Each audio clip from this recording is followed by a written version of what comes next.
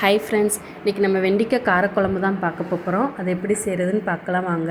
அதுக்கு ஒரு பேனில் ஒரு 2 டேபிள் ஸ்பூன் எண்ணெய் ஆட் பண்ணிவிட்டு, சின்ன வெங்காயம் ஒரு சின்ன கப்பில் ஒரு கப் ஆட் பண்ணிவிட்டு, நல்லா எண்ணெயிலே கோல்டன் ப்ரௌன் வர வரைக்கும் நல்லா வறுத்துக்கோங்க.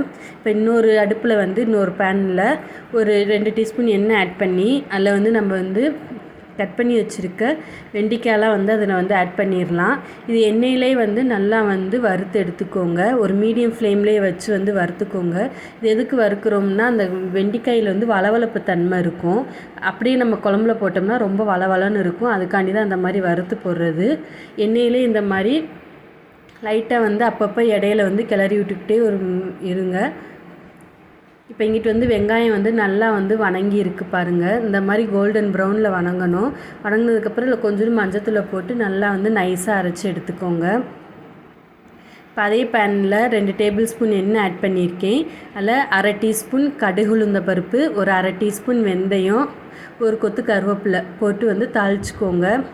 கடுகு வெந்தயம் நல்லா பொரியணும். பொரிஞ்சதுக்கப்புறம் ஒரு மீடியம் சைஸில் 2 தக்காளியை ஆட் பண்ணி குட்டி குட்டியாக கட் பண்ணி ஆட் பண்ணிக்கோங்க. அது நல்லா மையாக வணங்கினதுக்கப்புறம் நம்ம அரைச்சி வச்சுருக்க வெங்காய பேஸ்ட் அதில் ஆட் பண்ணிடலாம். ஆட் பண்ணிவிட்டு இதில் மசாலா பொருட்களை ஆட் பண்ணிடலாம். இதில் ஒரு டேபிள் ஸ்பூன் தனி மிளகாத்தூள் ஆட் பண்ணிக்கோங்க. 1.5 டீஸ்பூன் மல்லித்தூள் ஆட் பண்ணிக்கோங்க. 2 டேபிள் ஸ்பூன் குழம்பு மிளகாத்தூள் ஆட் பண்ணிக்கோங்க. அப்புறம் குழம்புக்கு தேவையான அளவு உப்பு ஆட் பண்ணிக்கோங்க. நான் ஒரு 1.5 டீஸ்பூன் உப்பு ஆட் பண்ணுறேன். இது எண்ணெயிலே ஒரு 2-3 நிமிஷம் நல்லா வணக்கிக்கோங்க. அப்போ தான் இதோட பச்சை வாசனையெல்லாம் போகும். இது எண்ணெயிலே வணக்கிறனால குழம்பு நல்லா டேஸ்ட்டு கொடுக்கும். இந்த மாதிரி எண்ணெயிலே நல்லா வணக்கிக்கோங்க. ஒரு 2 நிமிஷம் இது மாதிரி நல்லா வணங்கினதுக்கப்புறம் இதில் கொஞ்சோண்டு தண்ணி ஆட் பண்ணிக்கோங்க. நான் மிக்ஸி ஜார் கழுவுன தண்ணியே இதில் ஆட் பண்ணிக்கிறேன். தண்ணி ஆட் பண்ணிவிட்டு ஒரு 2 நிமிஷம் நல்லா கொதிக்கட்டும். இங்கிட்ட அப்பப்போ காயை நான் கிளறி விட்டுக்கோங்க. நட்டி ஒரே பக்கம் இருந்துச்சுன்னா காய் கருகிரும். இப்போ கொஞ்சம் தண்ணி ஆட் பண்ணிவிட்டு குழம்பு நல்லா கொதிக்க விட்டுக்கலாம். இப்போ அதுக்கு தேங்காய் பேஸ்ட்டு ரெடி பண்ணிடலாம். அரை டீஸ்பூன் சீரகம், சோம்பு, கசகசா, 10 பல் தேங்காயை போட்டு நல்லா நைஸாக அரைச்சி எடுத்துக்கோங்க. இங்கே பாருங்கள், வெண்டைக்காய் நம்மளுக்கு நல்லா வணங்கிருச்சு. அதோட வளவளப்பு தன்மையும் போயிருச்சு. இப்போ இந்த வெண்டைக்காயை அப்படியே குழம்புல ஆட் பண்ணிடலாம். பாருங்கள், குழம்பு நல்லா கொதிச்சுக்கிட்டு இருக்குது.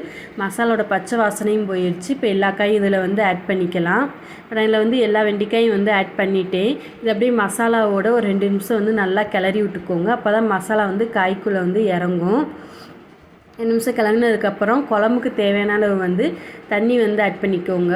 நான் ஒரு கப் தண்ணி ஆட் பண்ணுறேன். ஆட் பண்ணி இதை ஒரு மீடியம் ஃப்ளேம்லேயே ஒரு 5 மினிட்ஸ் நல்லா கொதிக்க விட்டுக்கோங்க. அப்போ தான் காயும் குழம்பு எல்லாம் ஒன்று சேர்ந்து வரும். இப்போ பாருங்கள், நல்லா கொதிச்சுக்கிட்டு இருக்குது. காயும் வெந்துருச்சு. இப்போ நம்ம இதில் புளி தண்ணி ஆட் பண்ணிக்கலாம். ஒரு சின்ன லெமன் சைஸ் புளியை நான் கரைச்சி எடுத்து வச்சுருக்கேன். அந்த தண்ணி இதில் ஆட் பண்ணிவிட்டு இது ஒரு மீடியம் ஃப்ளேம்லேயே ஒரு 5 நிமிஷம் கொதிக்க விடலாம். பாருங்கள், நல்லா கொதிச்சுக்கிட்டு இருக்குது. புளி ஊற்றி இப்போ அடுத்து நம்ம அரைச்சி வச்சுருக்க தேங்காய் பேஸ்ட்டு இதில் ஆட் பண்ணிவிட்டு ஒரு மீடியம் ஃப்ளேம்லேயே ஒரு 3 நிமிஷம் நல்லா கொதிக்க விட்டுக்கோங்க. தேங்காய் ஊற்றிட்டு ரொம்ப நேரம் கொதிக்க விடாதீங்க.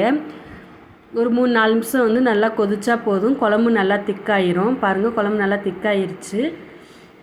இப்போ நம்மளுக்கு வெண்டைக்காய் காரக்குழம்பு ரெடி ஆயிருச்சு. நீங்களும் செய்யணும்னா இதே மாதிரி செஞ்சு பாருங்கள். ரொம்ப நல்லாயிருக்கும். தேங்க்யூ.